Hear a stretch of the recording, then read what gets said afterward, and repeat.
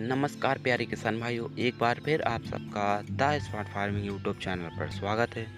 तो इस YouTube channel पर खेती संबंधित सारी जानकारी मिलती है, तो चैनल को सब्सक्राइब जरूर कीजिए, साथ ही बेल आइकन को भी प्रेस कीजिए ताकि और ऐसी जानकारी आप तक पहुंच सकें। तो आज हम बात करेंगे खीरा ककड़ी की वैज्ञानिक तरीके से उन्नत खेती के बारे में बात करेंगे कि खीरा ककड़ी की उन्नत खेती की जानकारी भागों के माध्यम से इस चैनल पर मिलती रहेगी।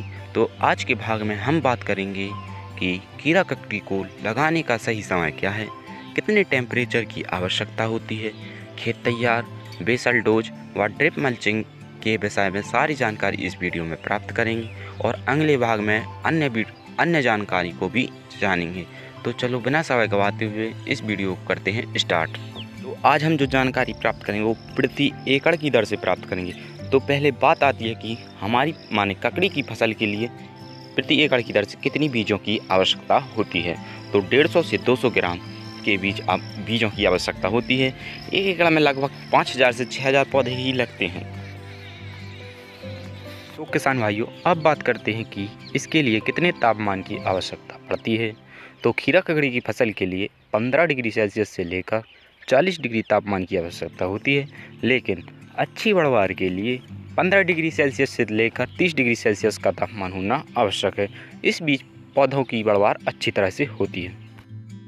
यदि पीएच लेवल की बात करें कि खीरा ककड़ी के लिए कितने पीएच लेवल होना चाहिए, तो इसके लिए 5.5 से लेकर 7 पीएच लेवल होना चाहिए। इस बीच यह उगाई जा सकती है। तो पहले बात आती है कि इसे कब लगाना चाहिए। तो यदि आप बरसात में खेती करते हैं तो बरसात के लिए आप जून और जुलाई में लगा सकते हैं। अगस्त में भी इसे लगा सकते हैं, लेकिन मार्केट में अच्छा रेट नहीं मिलता है।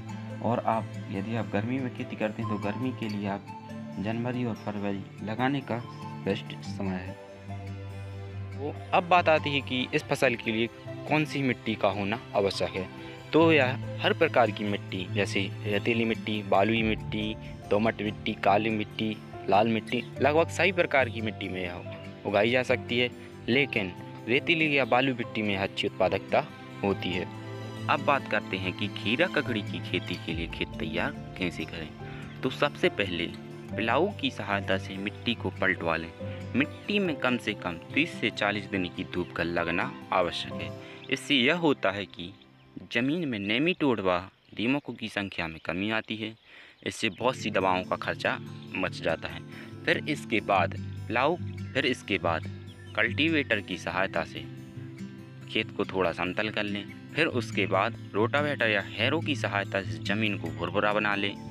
भुरभुरा बनाने के बाद उसमें बेड मेकर या रेज़र की सहायता से बेड बना लें, उठी हुई बेड बना लें। बेडों की साइज़ लगभग ज़मीन से 1 फुट ऊंची होनी चाहिए। फिर बात करते हैं कि मैट के बाद क्या करना चाहिए। तो इसके बाद 2 या 3 ट्राली की दर से प्रति एकड़ की दर से सड़ी हुई गोबर की खाद बेडों के ऊपर बखेर दें। किसान भाइयों, अब बात आती है कि बेड बनाने के बाद हमें क्या करना चाहिए। तो बेड तैयार के बाद बात आती है कि हमें बेसल डोज डालना चाहिए।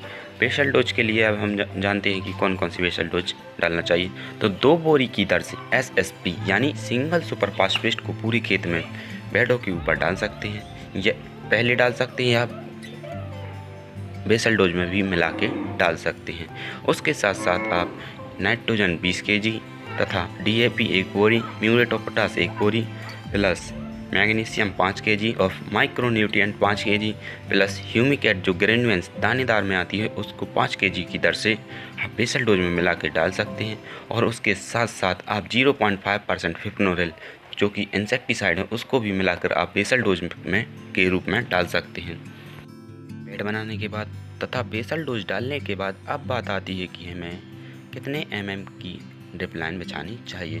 तो 16 mm की ड्रिप लाइन खीरा ककड़ी की खेती के लिए बेस्ट है, आप इसे भी डाल सकते हैं। तो अब बात करते हैं कि हमें कितने माइक्रोन की मल्चिंग पेपर बिछानी चाहिए और कितने फीट वाली डालनी चाहिए और कौन से कलर वाली डालनी चाहिए।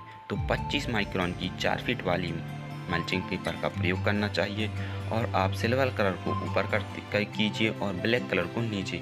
यदि आप ब्लैक कलर ऊपर करते हैं तो यह बेड हीट ज़्यादा मारेगा।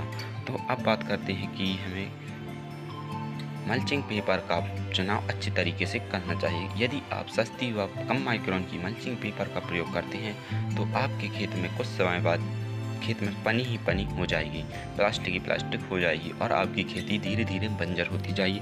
इसलिए आप थोड़ा भी कंजूसी ना कीजिए और थोड़े अच्छी ब्रांड वाली मल्चिंग पेपर का प्रयोग कीजिए। इससे आपकी खेती में कोई भी खतरा नहीं है। अब बात आती है कि मल्चिंग पेपर के बिछाने के बाद हमें मल्चिंग पेपर में होल कैसे करें। तो इसके लिए आप जो वीडियो में स्क्रीन पर देख रहे हैं, आप उसके देसी जुगाड़ के माध्यम से कर सकते हैं, या अलग से मार्केट में एक प्रेस आता है जो होल करते, जो इलेक्ट्रिकल से चलता है, लेकिन हर खेत में बिजली की व्यवस्था नहीं होती है। इसलिए आप इस जुगाड़ को अपना सकते हैं। सरल व सस्ती विधि है, इसमें कोई खर्च भी नहीं लगता है। अब बात आती है कि हमें मल्चिंग पेपर में होल से होल की दूरी कितनी रखनी चाहिए। यदि आप सिंगल लाइन में प्लांटेशन करते हैं तो होल से होल की दूरी 2 फीट रखनी चाहिए। यदि आप जिगजैग में करते हैं तो होल से होल की दूरी 1.5 फीट रखनी चाहिए। हमें बीजों को लगाने से पहले बीजों को उपचारित करना होता है, किसी भी फंगिसाइड से उपचारित करना होता है। इससे क्या होता है कि बीजों में शुरुआती अवस्था में फंगस नहीं लगते हैं और अंकुरण भी अच्छी तरह से होता है। तो आप इसके लिए कार्बेंडाजिम प्लस मैनकोजेब का कॉम्बिनेशन भी के साथ साथ आप 2 ग्राम प्रति केजी की बीजों के लिए आप इसमें उपचारित कर सकते हैं, या मैनकोजेब से भी आप उपचारित कर सकते हैं। COCB से भी यानी कॉपर ऑक्सीक्लोराइड से भी आप बीजों को उपचारित कर सकते हैं। तो अब बात करते हैं कि हमें बीजों को कितनी गहराई पर लगाना चाहिए। तो 2 इंच गहराई पर बीजों को लगाना चाहिए। यदि आप बीजों को अधिक गहराई पर लगाते हैं तो बीजों का अंकुरण अच्छे से नहीं होता है और अंकुरण तनाव में चला जाता है और बाद में पौधा अच्छे से ग्रोथ नहीं करता है। इसलिए हमें कम गहराई पर बीजों को लगाना चाहिए।